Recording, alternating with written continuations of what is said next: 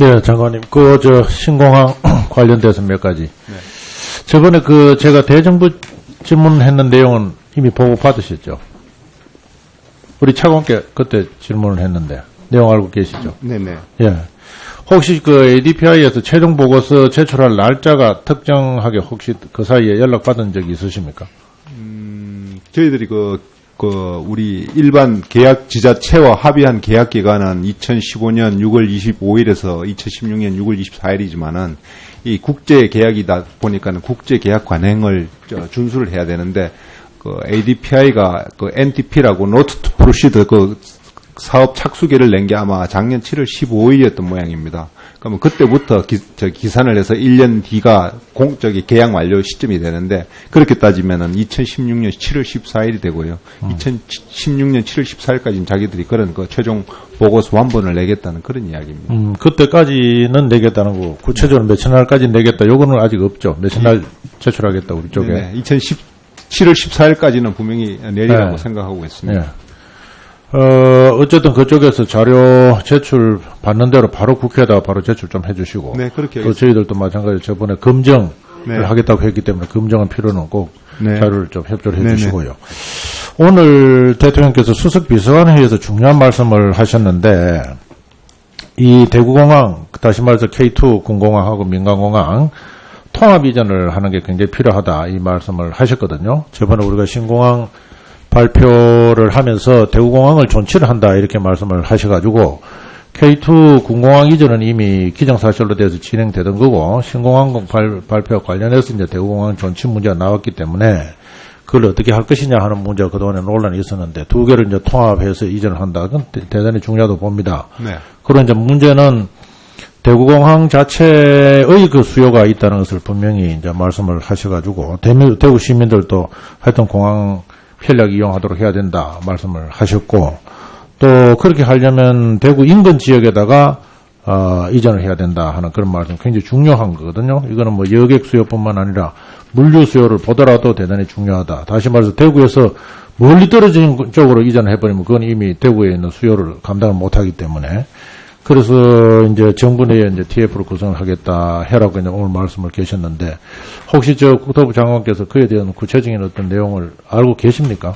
아직 그런 구체적인 내용은 저도 파악을 못 하고 있습니다만 국방부가 이런 쪽으로 K2 이전에 대해서 타스크포스를 구성해서 협의하자고 이야기를 하고 있는 거 알고 있습니다. 네, 그럼 조만간 이제 정부 내 TF가 구축이 되면 좀 입체적으로 하되 빨리 이것을 어떤 계획을 내놓으시는 게 좀 필요할 것 같고요. 특히 저번에 제가 7월 4일날 대정부 질문 때 이 건으로 인해서 행정부 자체 내에서도 관련 부처가 전부 참여를 하고 특히 우리 대구 지역의 국회의원 또 대구 지자체장과 협의체를 만들고 이거를 좀 조속하게 논의를 하는 게 필요하다. 그렇게 제가 대정부 질문을 했는데 우리 장관님께서 혹시 그에 대해서 좀 구체적인 계획을 좀 가지고 계십니까? 우리 총리님께서는 그렇게 하시겠다는 아마 긍정적인 답변을 하신 걸로 되어 있는데. 아니요, TF를 만드는 주체가 우리가 아니고 아마 국방부가 돼야 될 것 같은데 국방부에서 그런 요구나 아니면 필요한 사항이 있으면 저희들이 적극적으로 협조하겠습니다. 네, 오늘 다른 의원님께서도 좀 지적이 된 사항입니다만은 우리나라 지진과 관련해서 내진 설계 문제.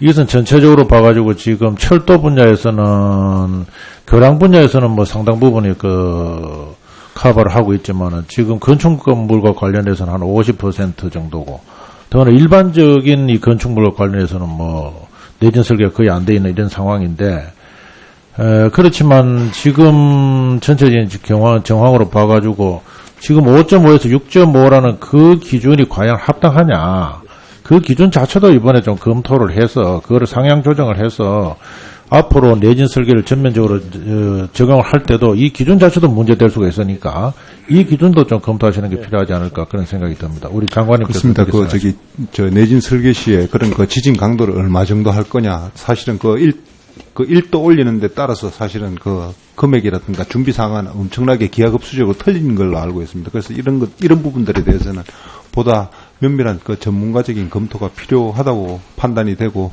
이런 부분에 대해서는 국민 안전처라든지 아니면 다른 전문기관들 기상청하고도 같이 좀 심도 있는 그런 검토나 협의가 필요하다고 보여집니다. 네. 그리고 그 말씀하신 바대로 그런 그 내진 영향 이런 것들이 우리 지진 영향들이 점점 이렇게 강도가 세지고 빈도가 높아지고 있는 상황에서 저희들이 그런 데 대해서는 좀 아주 주도 면밀한 그 대책을 세우고 임해야 된다는 것에 대해서는 제 지적을 아주 공감합니다. 네, 장관님께서 말씀하신 대로 관계 부처와 그는 아주 긴밀하게 논의를 하셔가지고 입체적으로 좀 설계를 다시 한번 검토를 하셔야 될 것 같아요. 하나 더 말씀을 좀 여쭙겠습니다.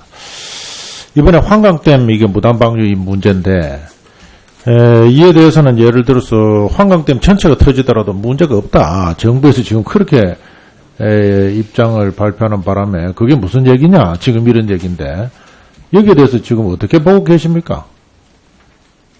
우리 수전 누구? 아니 환강댐 전체가 터지면 우리가 문제가 없다고 어디서 이 정부에서 환강댐이 터져도 큰 문제 없다. 이렇게 하면은 아시다시피 지금 1차 저지가 지금 군남댐이 하고 있잖아요. 그 군남댐에서 저수량 자체가 지금 군남댐은 환강댐의 한 3분의 1 규모밖에 안 되고 맞습니다. 안 되는 걸로 알고 있고요. 네. 예. 아마 그게 문제가 터져도 문제가 없다는 건 아마 다른 차원에서 말씀을 하신 게 아닌가 싶은데 혹시 수도공사에서 아시는 게 있으시면 말씀 좀 해주실래요?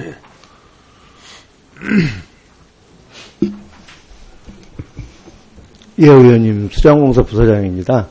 그 환강댐 문제가 환강댐이 터지면 문제가 없다라고 저희가 말씀드리지는 않은 걸로 알고 있습니다. 다만 환강댐이 이제 무단 방류를 했을 경우에 이걸 어디까지 저희가 감내할 수 있느냐 하는 이런 부분에 대한 얘기였었습니다. 그런데 군남댐 홍수 조절지는 임진강 범람에 대비한 약 1000톤 정도의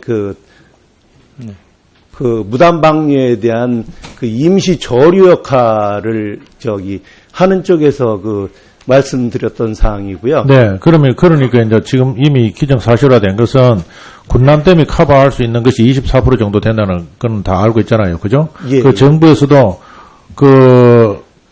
다 터져도 문제가 없다 이런 발언을 한 적이 없다 이 말씀이죠, 그죠? 예. 그러면 만약에 북한에서 수공을 한다 그러면은 이번에 같은 경우에 예를 들어서 주민이 어떻게 대피를 할 것인가 이게 제일 겁나는 거 아니겠습니까? 예, 우리가 그렇습니다. 커버하는 것도 한계가 있다는 건 분명하니까. 예. 지금 같은 매뉴얼대로 할 것 같으면은 이게 안전합니까? 그렇지 않으면은 어떻습니까? 저희가 그래서 가장 중요한 게 지금 군 정보당국하고 이 관계기관의 유기적인 협조 문제가 가장 첫 번째 문제로 이번에 아주 한층 더 강화를 시켰습니다. 그리고 실제 훈련을 한번 해봤습니까? 매뉴얼대로 한번. 예. 이번에 7월 6일 날 방류가 있었을 때 군 정보당국의 협조를 받아서 그 내용을 가지고 저희가 대처를 매뉴얼에 따라서 했었습니다. 그래서 큰 문제가 없는 걸로 일단 그렇게 수고하셨습니다. 다음은 강훈식 의원님 질의해 주시기 바랍니다.